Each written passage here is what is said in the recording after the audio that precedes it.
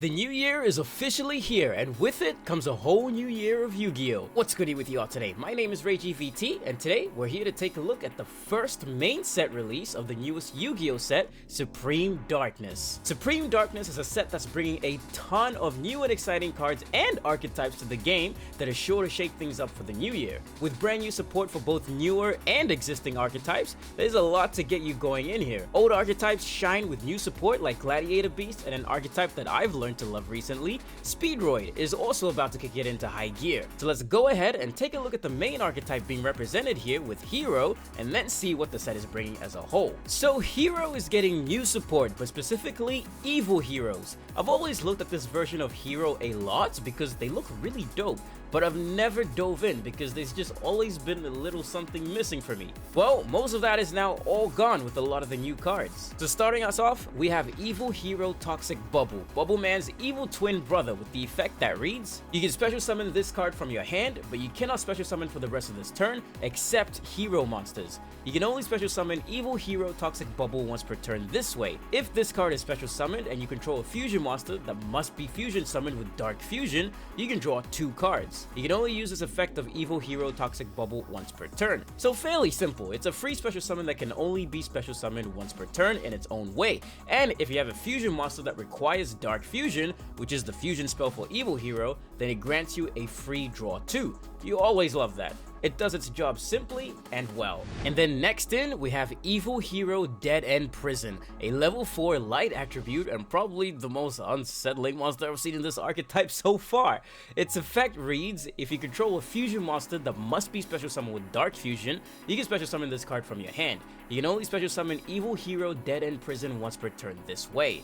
You can send 1 hero monster from your deck to the grave. If you fusion summon a hero monster this turn, this face-up card can be used as a substitute for 1 material mentioned by name, but all other fusion materials must be correct. You can only use this effect of Evil Hero Dead in Prison once per turn. Again, quite simple, but very effective. It's a free special summon if you control a fusion monster summoned with Dark Fusion. This can only be done once per turn. Its ability to dump a hero in your grave is also really helpful because there are some cards in here that you need in the grave, and this is an easy way to make it happen. This card is also built to make your life easier when you have Evil Hero Neos on the field, which is the new big boss that we'll be going over in just a bit. And if you fusion summon a hero monster this turn, you can use this card as substitute for fusion material as long as the rest of them are correct. This is the card you really be needing for this deck. Nice. Riding in next is Evil Hero Infernal Rider, a level 6 wind attribute that reads, if this card is normal or special summon, you can add 1 Dark Fusion from your deck or grave to your hand. You can banish this card and 4 other monsters from your grave, set 1 Super Polymerization from your deck. Also, you cannot special summon except hero monsters, but you can fusion summon monsters that must be special summoned with Dark Fusion using other cards' effects. These effects last until the end of your opponent's turn. You can only use this effect of Infernal Rider once per turn. So this one's a bit of a unique one. It searches Dark Fusion from your deck or grave, and it also lets you search and set Super Poly by banishing 4 other monsters from your grave, but you can't special summon outside hero monsters, but you can fusion summon monsters that must be summoned with Dark Fusion using other card effects. So it takes the restriction off slightly, and these effects last until the end of your opponent's turn. It's useful, but not always needed. However, in a modern Evil Hero deck, it'll be seeing some play for sure. And that's the 3 main deck monsters that we're receiving for the new Evil Hero support. I was expecting maybe a 4th one just to even things out a little bit, but what we're missing for an extra member is made up for in the new fusion monsters, which is what Hero is all about. So let's take a look. Coming in all his power, up first is Evil Hero Neos Lord, the newest big boss of the archetype and the face of the set. He must be special summoned with Dark Fusion, and he can't be destroyed by battle or card effects. If he's special summoned or a monster is sent to your opponent's grave while this card is on the field, you can target 1 face-up monster your opponent controls and take control of it.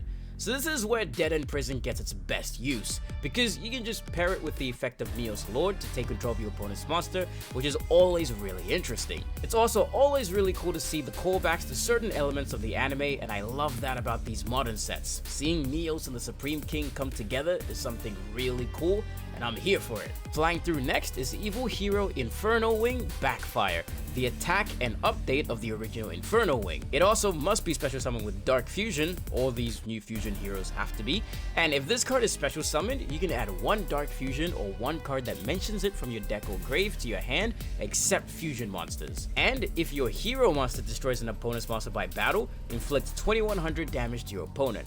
I like it. On summon, it just adds Dark Fusion or anything that mentions it from the deck or grave to your hand, except fusion monsters of course. And the additional battle damage effect is also very fitting. And finally, we have Evil Hero Darkest Night. In my opinion, probably the coolest looking evil hero right next to Malicious Bane. It also must be special summoned with Dark Fusion. Monsters your opponent controls lose attack equal to the total original attack of the materials used for this card's fusion summon. It can also make a second attack during each battle phase, and if this face-up special summon card in its owner's control leaves the field by an opponent's card, you can then target one fiend or warrior monster in your grave and special summon it in defense position. The moment this guy hits the field, he can just power down all your opponent's monsters by making them weaker, and he can make multi-attacks. Beyond design, I just really like this card, and if he's removed from the field by your opponent's card effect, he can just float into another fiend or warrior monster in your grave, and the effects aren't negated either, which is cool. He's small in attack points, but makes up for it well with a good rounded effect. And that's it for all the new evil hero monsters that we're getting for the archetype. It's a small but great selection of cards to add to an archetype that honestly does need it. Out of all the variations of hero, elemental, destiny, and evil, I feel like evil hero have been the most overlooked because they just haven't had what it takes to keep up with their other counterparts. But I feel like the new additions give them a real fighting chance in the battle for heroes. To further add to this, they're also receiving a few spells and traps to help them level out a bit better. Dark Contact is the newest spell in this archetype. It lets you either fusion summon one monster from your extra deck that must be fusion summoned with Dark Fusion by shuffling its materials from your field, grave, or banished zone into the deck, which is then treated as a fusion summon. Or its second effect, which lets you add one Supreme King's Castle or Dark Fusion from your deck to your hand.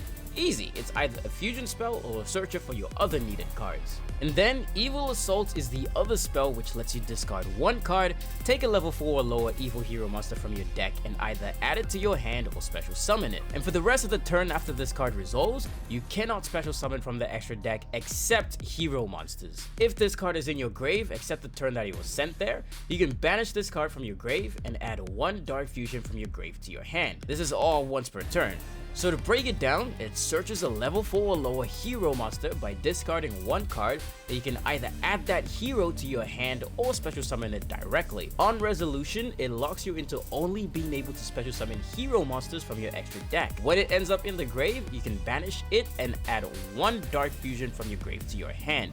It's useful. And for traps, we have Dark Supremacy, with probably some of the hottest odds this entire archetype has seen. You can target face-up cards your opponent controls up to the number of Dark Fusion and spells that mention it in your grave, and negate their effects till the end of the turn. And if it's in your grave, except the turn that it was sent there, you can banish it, then target up to 5 hero monsters in your grave or banished zone, and shuffle them back into the deck. So it helps to run your Dark Fusion spell at 3 for maximum effect, and the fact that it counts cards that mention Dark Fusion is pretty wild because if played and timed right, you can get some serious negations. Evil heroes are really making an impression with this new support, and it's pretty nice to see.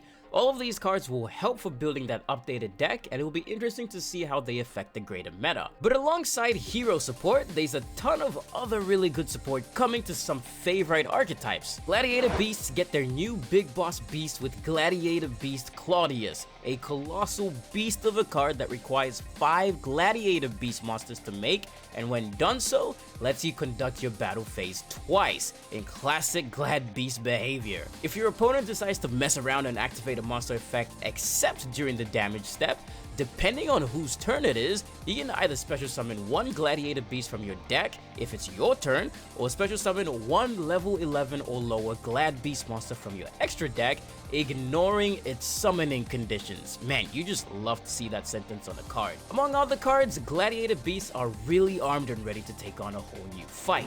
And speeding through the track again is Speedroids, receiving a good weight of support with a few cards like Speedroid Colonel Clackers and Speedroid Wing Synchron.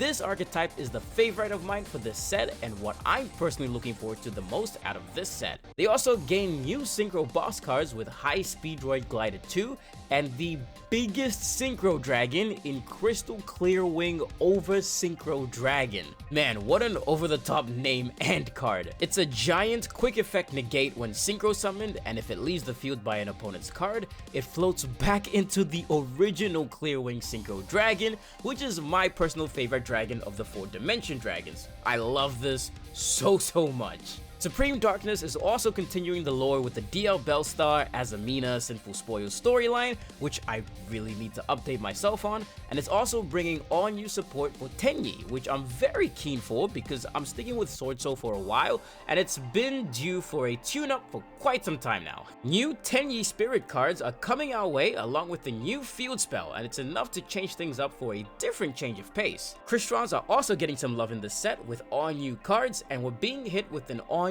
archetype with Argo Stars, an archetype of level 4 warrior monsters that work as trap monsters as well. With 4 members being introduced first and their very own field spell, this archetype is introducing itself pretty nicely into the playing field. Supreme Darkness is hitting us very soon, so look up and grab any cards that you need first if you're interested in any of the themes and archetypes that this set is bringing. I think we're starting the new Yu-Gi-Oh year pretty nicely with this set. And speaking of year, I just wanted to say thank you real quick for an amazing past year in 2024. It was the year that I saw the most growth on this channel since starting, and I'm looking to improve on what we did well last year.